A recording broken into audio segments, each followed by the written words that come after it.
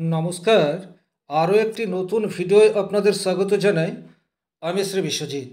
আপনাদের সামনে যে তিনটি হাত রয়েছে, এই তিনটি হাত তিনজন মানুষের।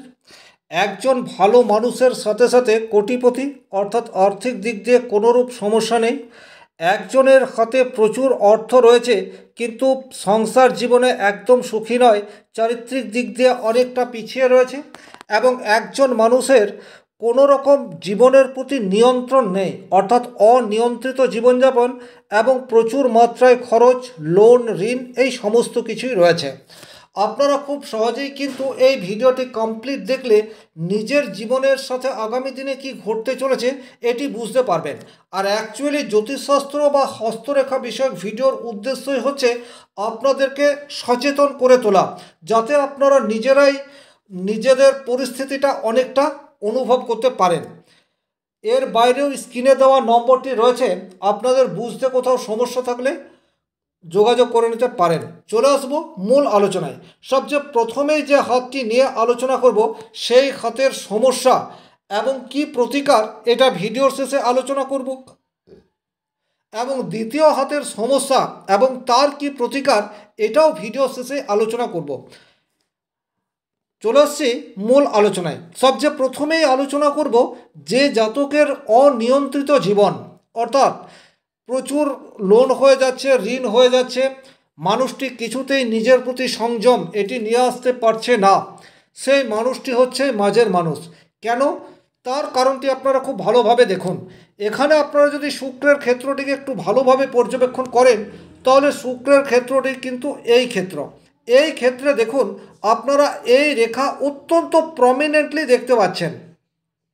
খুব ভালোভাবে আপনাদেরকে এই রেখাগুলি বুঝে নিতে হবে। এবং আমি যদি রিমুভ করে দিই তাহলেও কিন্তু এখানে বোঝার কোনোরূপ সমস্যা হচ্ছে না যে এখানে আড়াআড়ি রেখা বা হরিজন্টাল রেখার মান অনেক বেশি রয়েছে। তাহলে এই রেখাগুলি সাধারণত খরচ এই বিষয়টাকে রিপ্রেজেন্ট করে। প্রচুর মাত্রায় খরচ হবে, খরচের প্রতি কোনো রকম নিয়ন্ত্রণ এই সমস্ত জাতক বা জাতিকা করতে পারবে না। এদের যখন যেটা মনে হবে তখনই সেটা করে ফেলবে। ক্রেডিট কার্ডের অপব্যবহার বলুন, অথবা লোন নিয়ে বা ঋণ করে নিজের শখ মেটানো বলুন, এই সমস্ত কাজ কিন্তু এই ধরনের জাতক জাতিকা হামেশাই করে থাকে। যার ফলে এদের জীবনে কিন্তু অর্থের সমস্যা সেটা কন্টিনিউয়াস থাকে, এ বিষয়ে কিন্তু কোনো ডাউট নেই। এবং যখনই এই ধরনের হরিজন্টাল বা আড়াআড়ি রেখা থাকবে এবং রাহুর ক্ষেত্র অনেকটা প্রমিনেন্ট থাকবে, অর্থাৎ এই হাতটিতে রাহুর ক্ষেত্রটিকে দেখুন, রাহুর ক্ষেত্র কিন্তু অনেকটা শক্তিশালী অবস্থাতে রয়েছে। তাহলে রাহুর ক্ষেত্র শক্তিশালী মানেই হচ্ছে অতৃপ্তি, অর্থাৎ লাগাম ছাড়া মনোভাব, এই বিষয়টি রিপ্রেজেন্ট করে। সুতরাং এখানে শুক্রের ক্ষেত্রে এই ধরনের রেখা থাকার জন্য প্রবলেম, এবং রাহুর ক্ষেত্র অনেকটা শক্তিশালী থাকার জন্য এখানে রাহুর জীবনে অনেক বড় প্রবলেম সেটা কন্টিনিউয়াস ফিল করে চলেছে। তাহলে এর প্রতিকার কি, ভিডিওর শেষে আলোচনা করব। এবারে দেখব জাতকের প্রচুর অর্থ রয়েছে কিন্তু সাংসারিক জীবনে প্রচুর প্রবলেম, সেটি কোন হাতে। দেখুন, আপনাদের সামনে এই হাতটি রয়েছে, এই হাতটিকে একটু ভালোভাবে শুক্রের ক্ষেত্রটিকে বোঝার চেষ্টা করুন। এখানে শুক্রের ক্ষেত্রটিতে আপনি কি পাবেন? শুক্রের ক্ষেত্রে দেখুন এই ধরনের স্পষ্ট কিছু রেখা প্রমিনেন্টলি দেখতে পাওয়া যাচ্ছে। এই রেখাগুলি কিন্তু আর্থিক জায়গায় স্টেবিলিটি এই বিষয়টিকে ইন্ডিকেট করে থাকে। এবং এখানে আরও একটা বিষয় দেখুন, এটা হচ্ছে জাতকের মূল আয়ু রেখা, এবং আয়ু রেখা দুমুখী ভাগ হয়ে সেটি শুক্রের দিকে চলে আসছে। তাহলে এখানে এই জাতকের যা পেশা, সেই পেশায় কিন্তু ফ্যামিলি সাপোর্ট এটা ভীষণ রকম দরকার। যদি ফ্যামিলি সাপোর্ট না পাওয়া যায় তাহলে কিন্তু এই ধরনের শুক্রের ক্ষেত্রে রেখা থাকলেও খুব একটা পজিটিভ রেজাল্ট আসবে না। তাহলে এখানে কিন্তু এই রেখাগুলি প্রচুর মাত্রায় রয়েছে, সুতরাং জাতকের অর্থের অভাব নেই এটা বলা যেতে পারে। এবারে ঠিক বিপরীত রেখাগুলিকেও আপনাকে খুব ভালোভাবে দেখতে হবে। এই রেখাগুলিকে দেখুন, এই রেখাগুলি যখন এইভাবে নেট সৃষ্টি বা জাল সৃষ্টি করবে শুক্রের ক্ষেত্রে, তখন কিন্তু চারিত্রিক দিক দিয়ে দুর্বল এই বিষয়টিকে সূচিত করে থাকে। এবং চারিত্রিক দিক দিয়ে দুর্বল হয়ে গেলে তখন কিন্তু ফ্যামিলিতে ডিস্টারবেন্স আসা এটি সময়ের অপেক্ষা। এমন কোনো মানুষ বা এমন কোনো ফ্যামিলি পাবেন না যেখানে কোনো ফ্যামিলির একজন সদস্য, সে পুরুষ হোক অথবা মহিলা হোক, চারিত্রিক দিক দিয়ে যদি দুর্বল থাকে সেই ফ্যামিলিতে শান্তি রয়েছে। সুতরাং এই জায়গাটি রয়েছে। একই রকমভাবে এখানে রাহুর ক্ষেত্র অনেকটা নিচস্থ। আপনি যখনই শুক্রের ক্ষেত্রকে দেখবেন তখন পাশাপাশি রাহুর ক্ষেত্র, সাপোর্টিভ লাইন, এগুলিকেও কিন্তু খুব ভালোভাবে দেখে নিতে হবে। এখানে রাহুর ক্ষেত্রেও কিন্তু এই রেখাগুলি আপনারা দেখতে পাচ্ছেন। এই রেখাগুলি কিন্তু অপরিমিত চাহিদা এই বিষয়টিকে ইনক্রিজ করে দেবে। বোধ শক্তি শূন্য এই বিষয়টিকেও ইন্ডিকেট করে দেবে। শিরোরেখা যখন পরস্পর এই ধরনের মঙ্গল অভিমুখে চলে যাচ্ছে তখন একটি বেপরোয়া ভাব এই বিষয়টি অবশ্যম্ভাবী তৈরি করে দেবে। তাহলে এই ধরনের নেট যখন আপনার শুক্রের ক্ষেত্রে তৈরি হয়ে যাচ্ছে তখন কিন্তু চারিত্রিক অধঃপতন এই বিষয়টি নিশ্চিত। এবং যেহেতু এখানে মস্তিষ্ক রেখা মঙ্গল অভিমুখে চলে যাচ্ছে, সুতরাং নিজের প্রতি নিয়ন্ত্রণ নেই। নিজে যেটা ঠিক মনে করবে সেটাই করবে, অপরের পরামর্শ সেটি গ্রহণ করবে না। তার ফলে কিন্তু আর্থিক জায়গায় স্টেবিলিটি থাকলেও সংসার জীবনে প্রচুর সমস্যা সেটি থাকছে। কি প্রতিকার দরকার ভিডিও শেষে অবশ্যই আলোচনা করব। এবারে আপনি এই হাতটিকে একটু ভালোভাবে পর্যবেক্ষণ করার চেষ্টা করুন। এই হাতটিকে যদি আপনি একটু ভালোভাবে পর্যবেক্ষণ করেন তাহলেই কিন্তু দেখতে পাবেন এর যে শুক্রের ক্ষেত্র, এই শুক্রের ক্ষেত্র অনেক বেশি শক্তিশালী অবস্থাতে রয়েছে এবং এখানে এই ধরনের রেখা কিন্তু বেশি মাত্রায় দেখতে পাওয়া যাচ্ছে। এই রেখাগুলি কিন্তু গ্রোথ লাইন বা জীবনে সাকসেস দেয়। তাহলে এর খুব অল্প বয়স থেকেই উপার্জন হবে, কারণ আয়ু রেখার খুব কাছাকাছি এই ধরনের রেখা দেখতে পাওয়া যাচ্ছে। এবারে এই মানুষটিও যে অত্যন্ত সৎ বা ভালো মানুষ তার ইন্ডিকেট কোথায়? এখানে আপনি এই জাতকের হাতে রাহুর ক্ষেত্রটিকে দেখুন। রাহুর ক্ষেত্রে কিন্তু কোনো ধরনের নেগেটিভ সাইন সেই অর্থে আপনারা দেখতে পাবেন না। তাহলে রাহু এখানে নিয়ন্ত্রিত। অ্যাকচুয়ালি আমাদেরকে রাহুর কুপ্রভাবের জন্য জীবনে অনেক ইনস্ট্যান্ট ঘটনা ঘটিয়ে দেয়।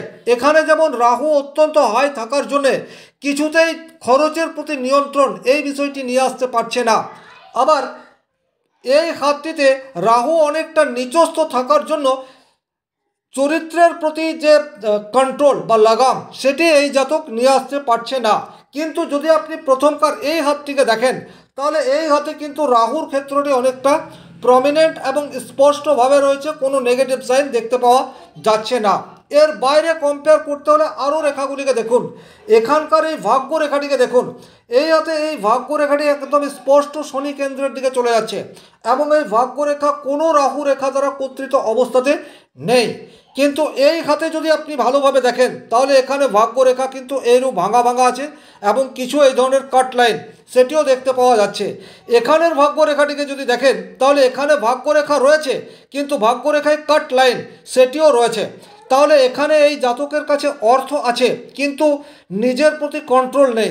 এই জাতকের কাছে অর্থ নেই কিন্তু ক্রেডিট কার্ড বা লোন নিয়ে নিজের যে চাহিদা সেগুলিকে পূরণ করার চেষ্টা করছে, অর্থাৎ কোনো রকম নিয়ন্ত্রিত জীবনযাপন নয়।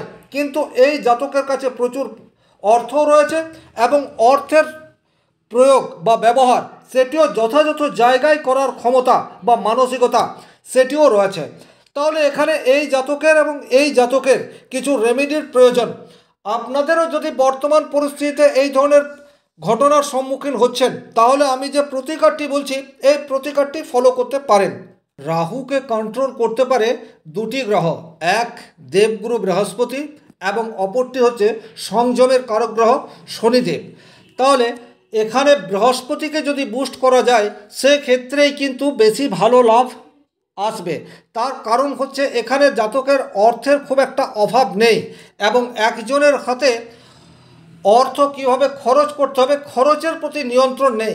এইরূপ পরিস্থিতিতে যদি বৃহস্পতিকে বুস্ট করা যায় তাহলে কিন্তু রাহু নিয়ন্ত্রিত হবে, এ বিষয়ে কোনো ডাউট নেই। তাই যাদেরই রাহু এইরূপ অশুভ অবস্থায় রয়েছে তারা কিন্তু জ্ঞান মুদ্রা এটি নিয়মিত অভ্যাস করতে পারেন।